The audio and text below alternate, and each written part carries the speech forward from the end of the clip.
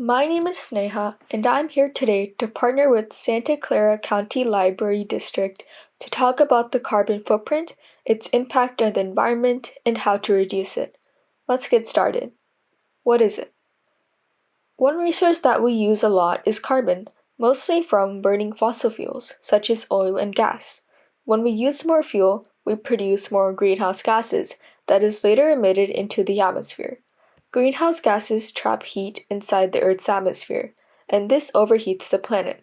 As carbon dioxide is the most emitted greenhouse gas, it is easier to count greenhouse gases as CO2 equivalent. Carbon footprint is the amount of CO2 equivalent to what is released into the atmosphere as a result of our activities during the period of a year. You can also think of it as how much of a mark someone is leaving on the environment, like a footprint. It can be calculated for an individual, organization, group, product, event, among others.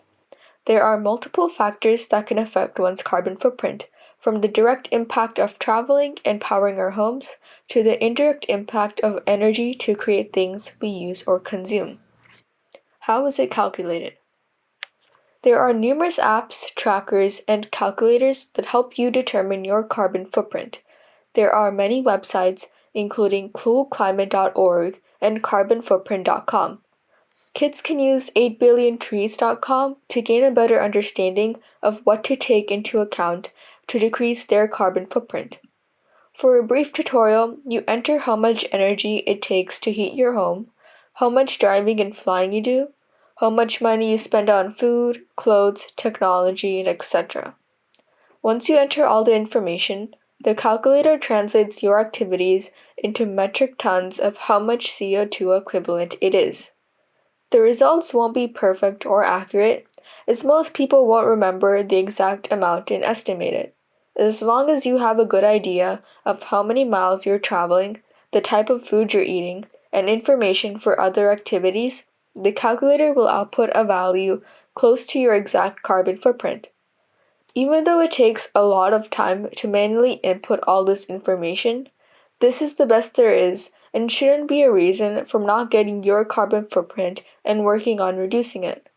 You can also compare your footprint to the average of individuals in various countries. Impact on the environment. The average amount of carbon dioxide emissions per person in the US is about 16.1 tons, one of the highest rates in the world. In China, it's 7.1 tons. In Democratic Republic of Congo, 0.03 tons. And in Qatar, which produces so much oil and gas, is 38.6 tons. Globally, the average is around 4 tons. It can be seen that the average individual emissions varies greatly across the world. People in far poorer countries produce far smaller amounts of greenhouse gases than people in richer countries do. An individual's carbon footprint mainly comes from transportation, housing, and food, and these categories cause the most emissions of greenhouse gases. For instance, using petrol or diesel and burning gasoline when traveling by car or plane, or burning oil or gas for home heating. Our diets are also important as well, especially red meat. Red meat is carbon intensive and beef has a much higher footprint than grains and veggies and requires much more land to produce than other animals. A huge number of trees are used to create passages in which cattle can graze in. How to reduce it?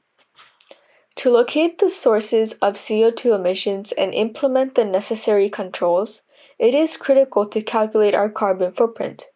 Our lifestyle changes and more consideration of our activities can significantly affect global warming and the reduction or limitation of greenhouse gas emissions.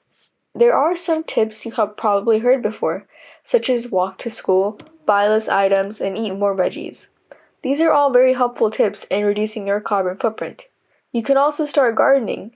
You no longer have to buy as much food outside, and you can start thinking about eating less red meat and plan more veggie dinner options.